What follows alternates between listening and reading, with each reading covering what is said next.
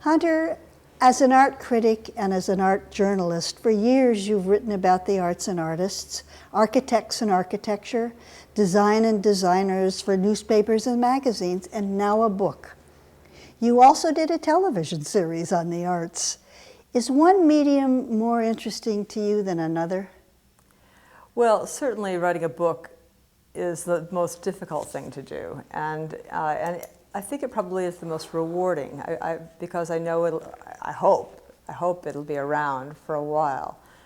With this book on Georgia O'Keeffe, I set out years and years ago to answer a lot of questions that I felt hadn't been answered, and it just took a long time to get those answers.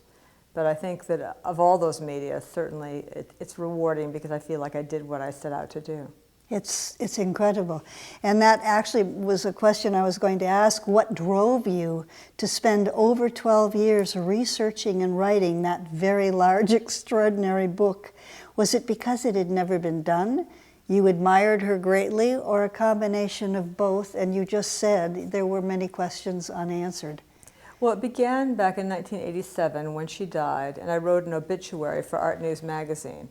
And in doing the research for that piece, I found that there was no big book on Georgia O'Keeffe. There was a small biography, and there were lots of magazine articles. But people tend to write about Georgia O'Keeffe then and now in a very appreciative and enthusiastic way, which is fine. But it didn't feel like what had been written was getting at the meat of some of what made her Georgia O'Keeffe. So I started out on this project, and it took all this time to get to the meat. Really, Georgia spent a lot of her time covering up her past and making it difficult for researchers and critics to understand where she'd come from. Why would she do that? Well, I think being with Alfred Stieglitz, her husband, she learned the importance of being a professional artist. She learned the skill of presentation, and she learned to present herself as this kind of iconic image from him, to dress in a certain way, to always be a certain kind of person when she was being Georgia O'Keeffe, the artist. Meanwhile, if she happened to be at home, she'd probably let her hair down and cook and be a natural, fun-loving kind of girl. But when she was out in public, she was very grand and eccentric and demanding Georgia O'Keeffe, because she knew that the public expects their artists to be something different from a mere human being. They expect them to be grander and more difficult. They expect them to wear funny clothes and have odd lifestyle choices. And she accommodated that perception. The main character in my book, who brings a whole new dimension to the relationship of Georgia O'Keeffe, Alfred Stieglitz, and her life after Alfred Stieglitz, is, of course, Dorothy Norman, who was in her 80s when I interviewed her, and who decided to go public with her relationship with Alfred Stieglitz. It had been rumored for years that Dorothy Norman had been Alfred Stieglitz's lover, but it had been equally rumored that they were just friends, and no one really knew what this relationship was.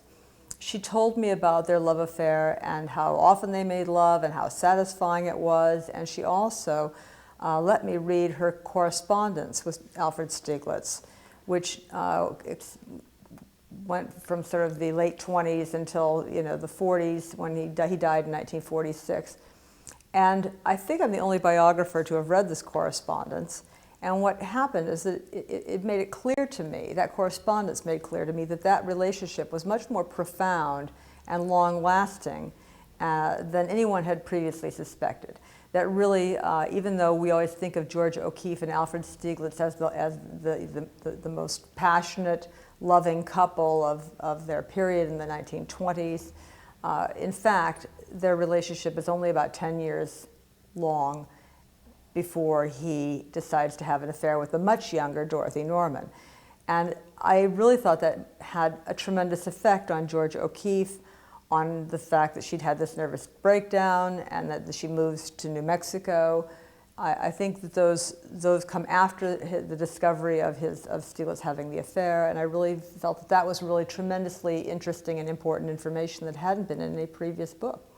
Stieglitz and O'Keeffe stay together. They never divorced. They are still married when he dies in 1946. But at the same time, Alfred Stieglitz has a relationship with Dorothy Norman from sort of 1928 to 1946. I mean, it goes on. And more devastating to Georgia O'Keeffe, I think, than the fact that they were just having sex, was the fact that he made her the director of his gallery at American Place. He put her in charge of the rent fund. He let her sell art. He helped her. He taught her to be a photographer. He published books with her. She became kind of his helpmate and his partner in a way that Georgia O'Keeffe did not, because Georgia was busy being a painter. And what really happens, just to jump ahead a bit, is that, or to jump back, is that Alfred Stieglitz discovers the young unknown Georgia O'Keeffe, and he makes her into the most famous woman artist ever to exhibit in America and even in Europe. At the height of this career surge around 1927, she's no longer the devoted, malleable, and naive woman she was when he met her, and so she's no longer his student. She's become an independent painter in her own right.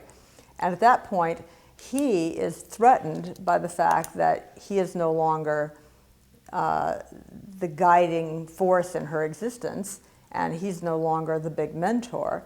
So he turns his attention to another student, the 21-year-old Dorothy Norman, who knows nothing about art and who is willing to sit at his feet and listen to all of his stories again and take notes and compile them all into books and journals, and who's absolutely devoted to him.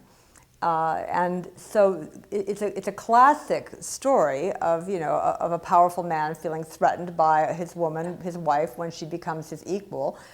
However, I don't think many people know that this story happened to Georgia O'Keeffe, and that she felt, of course, betrayed by his love for another woman, but she felt equally betrayed by the fact that the woman never went away. She stayed there, she ran the gallery, all their friends knew about it. It was extremely embarrassing, and no one knows this. So Georgia knew of this affair for all of these years, is that true? Yes.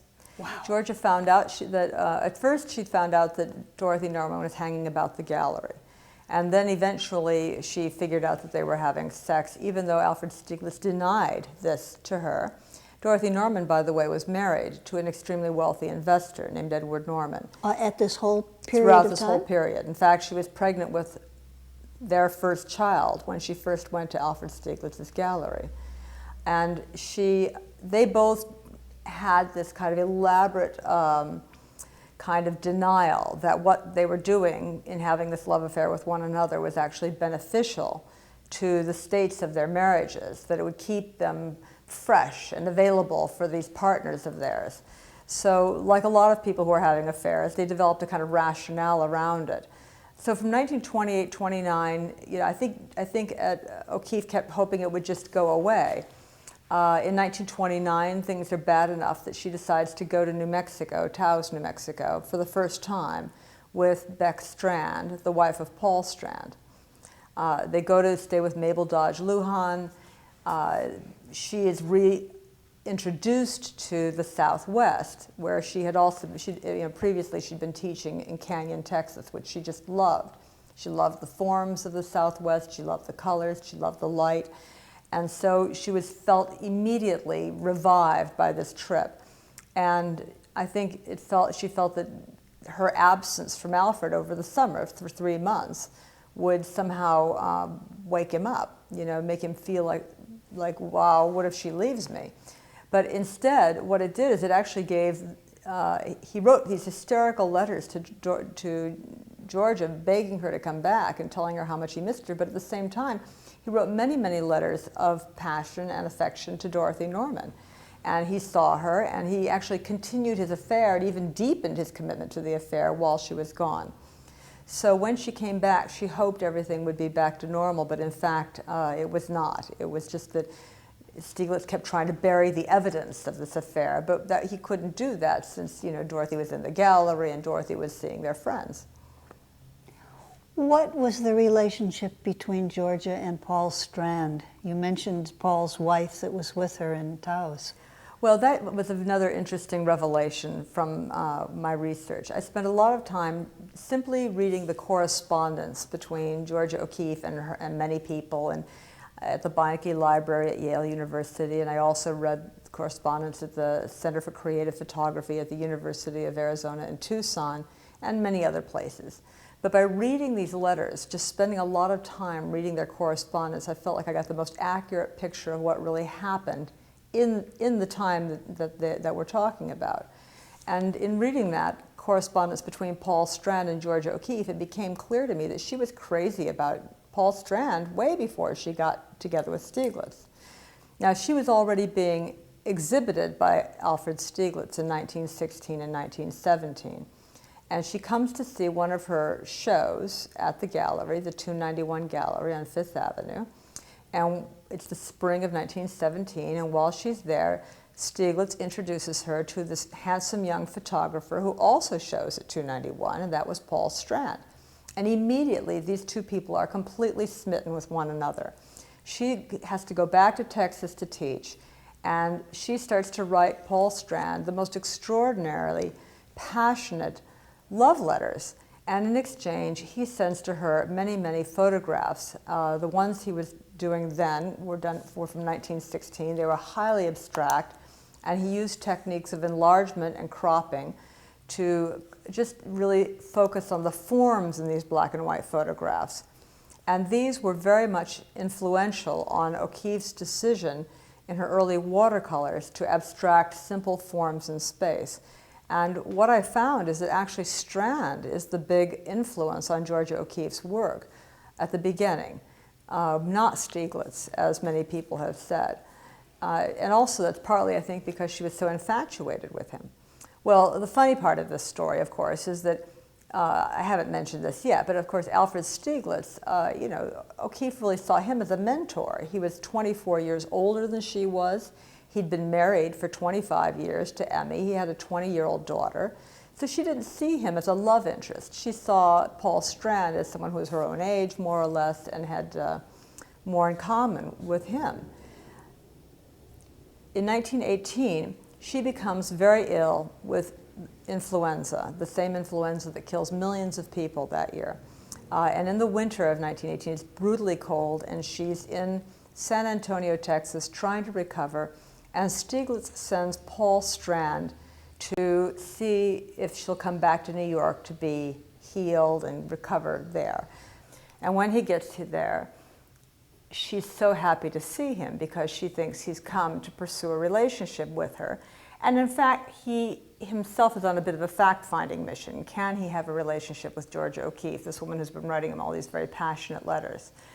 However, when he gets there, he finds a woman who is quite ill, who has a history of tuberculosis in her family, who is quite almost codependent, dependent definitely, but really actually looking for someone to take care of her in a way we never think of Georgia O'Keeffe as being, someone who's really needy, is what we would say today, and incidentally broke, because her family had lost all of its money, and she didn't have any family money to speak of left to support her. She had to teach to make a living.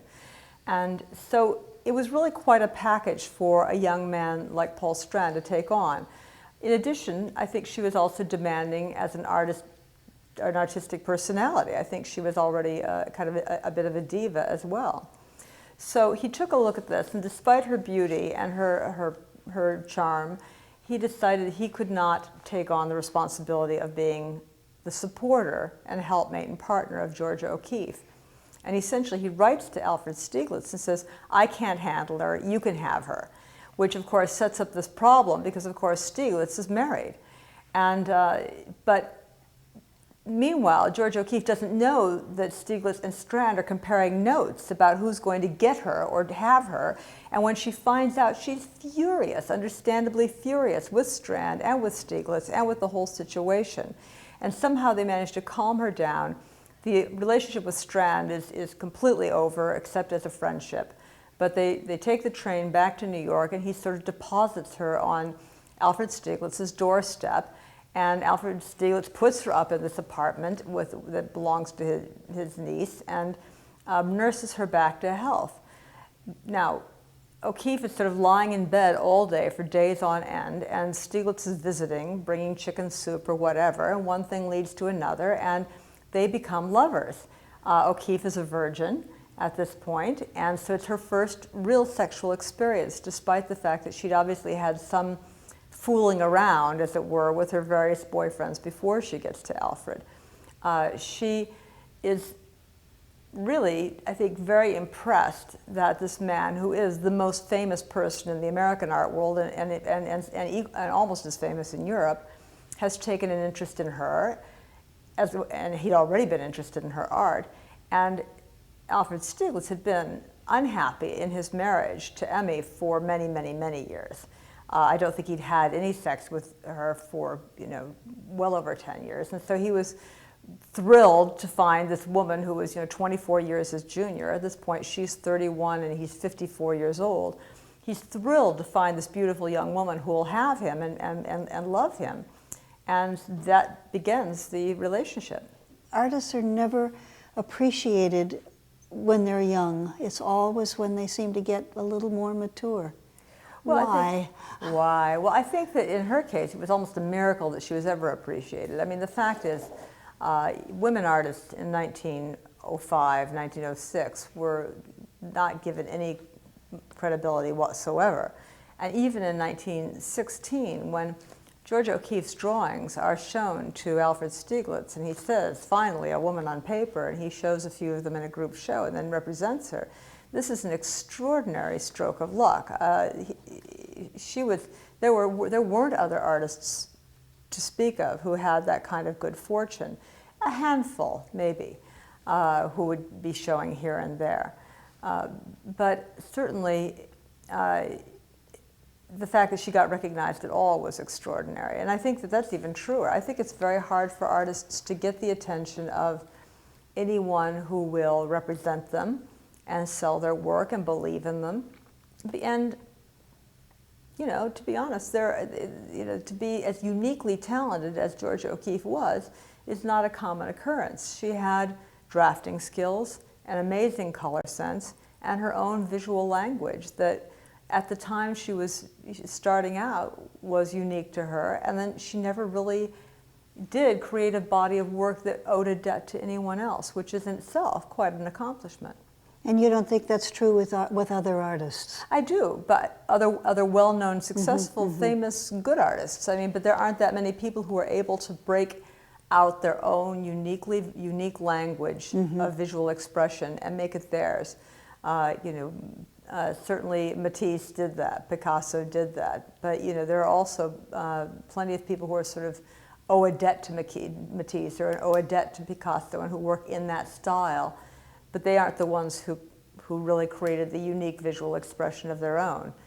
There really is no person that you can think of who Georgia O'Keeffe is that indebted to. If she's indebted to anyone, it's photography in a sort of general way. Was there any time during these 12 years that you ceased to be fascinated by her and wanted to quit this monumental project? Yes. How many times? Yes. A lot. What happened is that after I started my biography, another biography came out by Roxana Robinson in 1989, which was a quite complete, quite definitive take on Georgia O'Keeffe. And it really didn't, it answered a lot of the questions all of us had had. It did not have the material about Dorothy Norman in it, as I've presented. It didn't have the Paul Strand material. It didn't have a lot of what I was subsequently able to discover. But it did mean that I should just take a break and wait to see what I could come up with that would be different and would still answer whatever remaining questions there were. The big break for me, in addition to interviewing Dorothy Norman and many of O'Keeffe's friends, was that the catalog Raisonné was published in 1999. And that, as you know, is the definitive cataloging of any artist's work, but that cataloging only exists for very famous artists. So up until then, we did not know how the full body of George O'Keeffe's work. There were 1,000 works in the Catalogue Raisonné that no one ever knew about that were in her studio when she died. Most of these are works on paper, watercolors, pastels, and then some oils.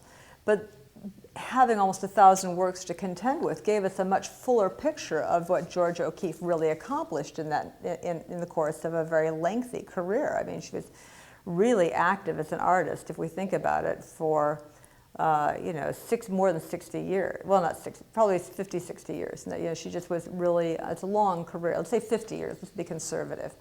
But there were like over 2,000 works in the Catalogue Raisonné. That was one benefit. The other benefit, most importantly, probably for a biographer, is that the dating became accurate. And suddenly I could be much clearer about what she did in each year and how she moved stylistically and how she developed in that way. And it was an invaluable tool for any biographer. And it also made my biography de facto the most accurate biography available, because every previous account of O'Keeffe's life did not incorporate that material. So there are lots of dating problems and lots of inaccuracies, and that's not what you want in a biography. In looking at Georgia O'Keeffe's paint chips, her paint boxes, her charcoals, all of which are on view in the Georgia O'Keeffe Research Center in Santa Fe, we see really how meticulous and organized and methodical she was as a painter. That she would notate on her sketches what color went where. And then if she liked a certain yellow that she had created in a painting of whatever, a flower or a mountain, she could find that exact yellow because she kept such detailed records of her painting skills. That information was never available before. So it was not just people that I had access to, it was also information that kind of came out of the Georgia O'Keeffe Foundation slowly doing its work to disperse what had been in Georgia O'Keeffe's estate to various agencies, the museum or the center, or indeed to other museums. Were all of her influences male? Well, or were there some women?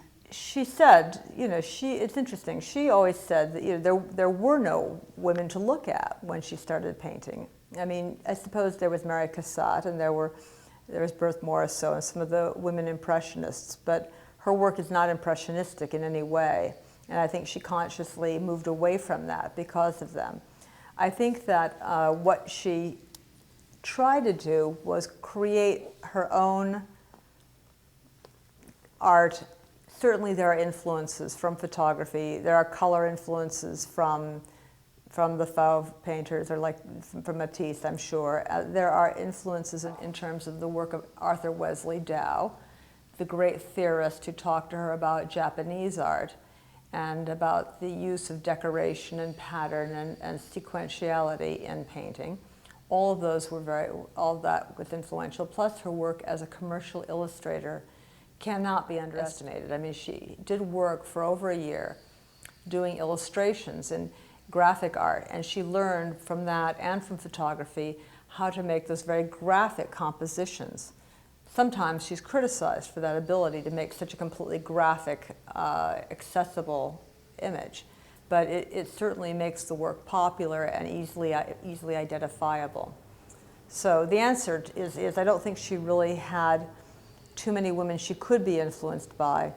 And then later in her career, in the early 30s, she says that when she made her own work, she always tried to ask herself, is this indebted to some man, or a photograph of a work by some man, or is it all of my own, and by being all of my own, all of woman? So she was very conscious about trying to make a work of art that was from the perspective and position of being a woman. Would you consider her an early feminist? Georgia O'Keeffe, yes, is very much an early feminist. While unknown, I mean, I'm sure it was not that word at that time. Well, she was a member of the National Woman's Party, and she was involved in the ideas behind women's independence. And as she developed her own independence from Stieglitz, she talked often about how women needed to learn to support themselves financially. She read the work of Charlotte Perkins Gilman, an early feminist writer. She was for, the vote, for women getting the vote, and she was for the Equal Rights Amendment, and wrote a rather remarkable letter to Eleanor Roosevelt in support of the Equal Rights Amendment, and really demanding that Eleanor Roosevelt support this. And so she was a feminist, and she's criticized because in the 70s, when the women's movement comes into full flower, if you will, she is approached by feminists asking for her support, and she doesn't give it to them because she believes it will be damaging to women artists if they start to see themselves and present themselves in a separate status as women, that they need to be able to do what she did, which is to compete with men and be able to stand up to whatever men are offering in the galleries and in the museums. And she felt very strongly that she not be identified as a woman artist. There's one interview where the reporter writes the headline that, this is an interview with America's greatest woman artist, and he shows it to her and she just scratches out the word woman. She thought she was one of the greatest artists of the 20th century. She had an artistic ego that way, an artist's ego rather. She believed in herself, and she did believe that women had to compete with every great artist who had ever existed and not in any way ghettoize themselves by exhibiting and comparing themselves only to other women. After 12 years of living and breathing the persona of O'Keeffe, would you have liked her as a person? I think knowing as many people as I do who were her friends. I mean, I interviewed many people who were elderly when I interviewed them, and they considered themselves her friends. They would go hang out at the house in New Mexico, in Abiquiu, or at the Ghost Ranch. These would be Margaret Kiskadden or Todd and Lucille Webb. They always reveal a side of O'Keeffe that we never saw, a humorful, relaxed, charming person. I think anyone in the media, anyone in art history, a critic, people who went there on business or to interview her, they saw the grand O'Keeffe, the diva, the demanding perfectionist, the woman who knew she had a certain image to project and always projected it without any kind of variance. So I think if you got beyond that at some point, you got to be O'Keeffe's friend, you do really enjoy her for that in that way.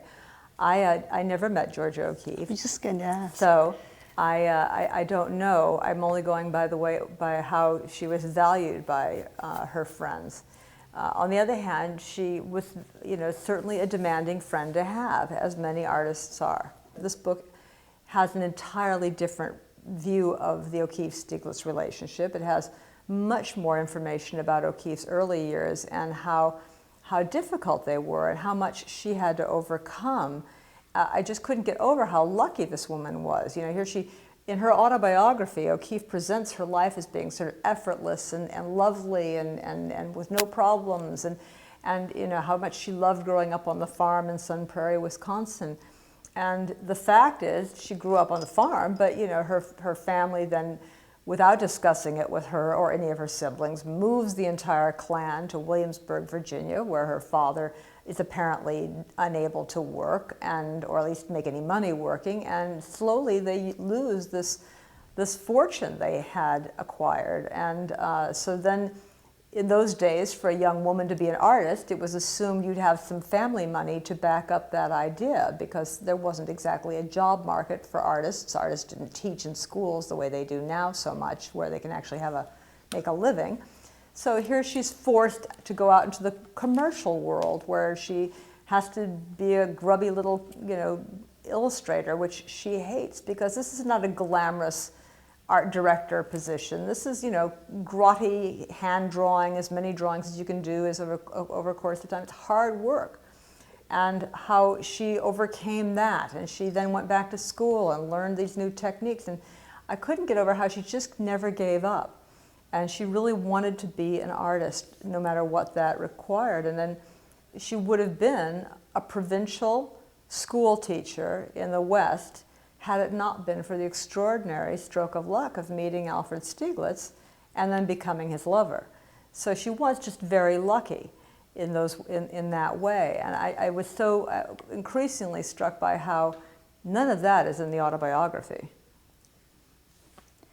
I understand that there is interest from various production companies in Hollywood to make your book into a feature.